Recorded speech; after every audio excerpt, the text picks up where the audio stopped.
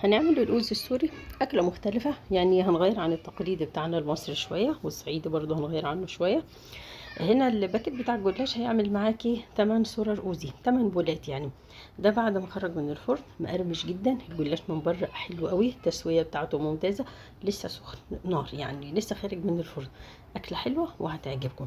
بالنسبة للحشو احنا بنحتاج رز وبسلة، ويا اما لحمه قطعه صغيره او قطعه فراخ او عصاج حسب ما انتوا تحبوا. انا قبل كده كنت منزلاه قديم بالعصاج وقطع الفراخ الصغيره، اللحمه مش كتير يعني ربع كيلو كافي يعني، مش لازم تزودي.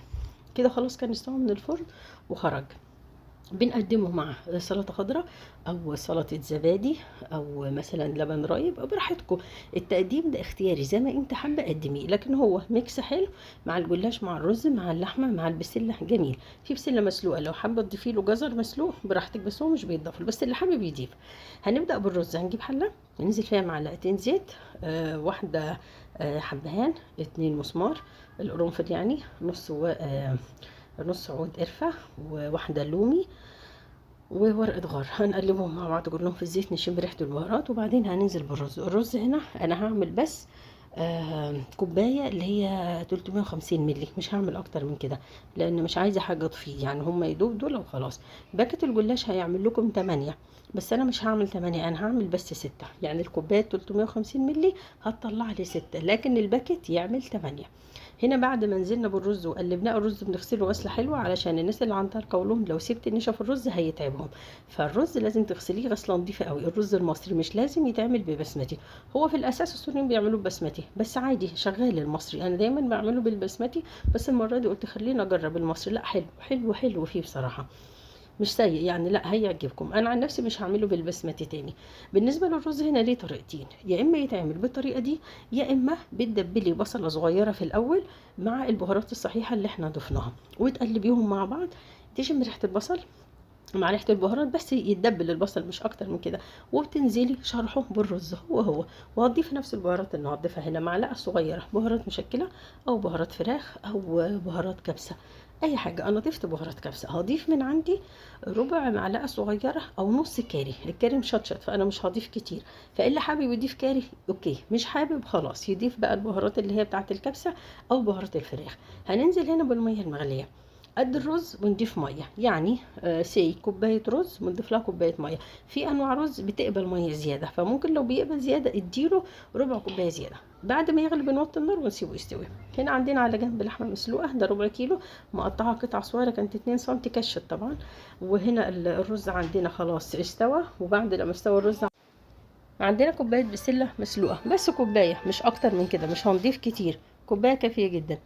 هناخد بقى من الرز قطعة القرفة، وهناخد اللومي، وهناخد ورقة الغار يصفك القرنفل المسمار شيليه بس. وبعدين هننزل باللحمة المسلوقة، وهننزل بالبسلة عليهم. في ناس بتحب تضيف جزر، حابة تضيف ضيفي، مش حابة ما تضيفيش، هو اختياري يعني. بصوا سوريا مقسمة مناطق، كل منطقة فيها حسب ما بيحبوا، مش كله زي بعضه. في ناس بتحمر اللحمة في السمن العربي اللي هو السمن البلدي، انا مش هحمرها. ليه؟ عشان ما تبقاش الاكلة تقيلة، يعني تبقى خفيفة ما تبقاش دسمة، لان لسه احنا هندهن الجلاش بسمنه وزيت، ففي لسه دهون، فما ينفعش يبقى كتير قوي كده علينا. هنا هنخلط اللحمه مع الرز مع البسله وهنجهزهم وهنركنهم على جنب. هنجيب الباكت بتاع الجلاش وهنقطعه 3 مستطيلات. عندنا هنا 3 اشكال بولات، اي بوله تنفع، بس انا هجرب معاكم 3 يعني هعمل بالثلاثه. باكت الجلاش هنقطعه 3 مثلث، 3 مستطيلات قصدي بس، وهنركنه على جنب. هنجيب البوله، مش هندهنها طبعا اي ماده دهنيه، هنرص فيها الجلاش، واحده بالطول واحده بالعرض واحده بالورب. الجلاش هنا لازم تسويه تحت في القاع بتاع الطبق، سويه بايديكي كويس قوي علشان يبقى تحته متساوي وما يعملش شكل كشكشه. الجلاش لما احنا بنحط هنا 3 دول بيعملوا لي قاعده للرز، بيحموا الرز بمعنى اصح ان هو ما يبقاش ظاهر من تحت، ما ينفعش تحط 2، خليهم 3 افضل، ال3 احسن من ال2 بكتير قوي. هنا هنجيب الرز حسب البوله بتاعتك، يا هتاخد 3 كبشات يا هتاخد كبشتين يا 4 براحتك. انا دي في بوله انا استعملت 3 بولات، في واحده اخدت معايا 3، وفي بولتين اخدوا معايا 4 كبشات. الشخص الطبيعي هنا ممكن ياكل بوله، لو حد اكيل ممكن ياكل بولتين 3. هتقدمي جنبها بقى براحتك سلطة مخللات مثلا، هتقدمي جنبها سلطة الزبادي، يعني سلطة خضراء أو سلطة الزبادي أو زبادي أو لبن رايب براحتك. هنا الحلة خلاص فضيت، هم عملوا معايا 6 بولات، فاللي عاوز يعمل 8 هيزود، يعني مش كوباية رز زي ما أنا عملت، لا هيزود أكتر، هيخليها كوباية وتلت مثلا. بس بعد ما خلصنا هنطبق الورق بتاع الجلاش ده، هنقفل البولة بتاعتنا كلها من جميع الأطراف، وهندهنها كلها من خليط السمنة والزيت. السمنة والزيت هنا لما تسيحي خليهم في حدود تلت كوباية نص، مش أكتر من كده. لو في حاجة فاضت منك وزادت حطيها في برطمان إزاز وغطيها، أنا بعمل كده مفيش حاجة برميها. هنا بعد ما دهنا وخلصنا هندهن الصاج بتاعنا.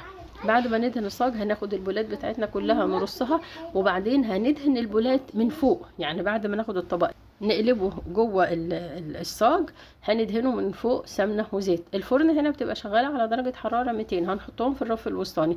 هنا انا هحاول اسويهم لو في حاجه طلعت منهم، وهدهنهم كلهم بقى بالخليط سمنه وزيت او زبده وزيت براحتك.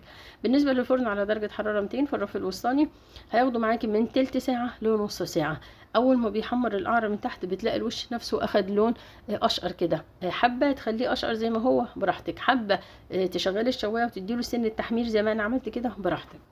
يعني التسويه الاخيره دي شيء يرجع لك، في ناس بتحب لونه بس خلاص اشقر على كده خلاص، في ناس بتحبه يكون محمر شويه براحتكم، لكن هو هيديكي قرمشه تحفه. في ناس بتستعمل سمنه اكتر من اللي انا استعملته ده بكتير، بس انا بستعمل حاجه في المعقول. ليه؟ علشان ما تبقاش الاكله دسمه وتحسيها لكمت على مراوحك كده، لا انا ما بحبش كده. كل ما تبقى الحاجة خفيفة وما فيهاش دسم كتير، كل ما تبقى خفيفة وتقدري تاكلي منها.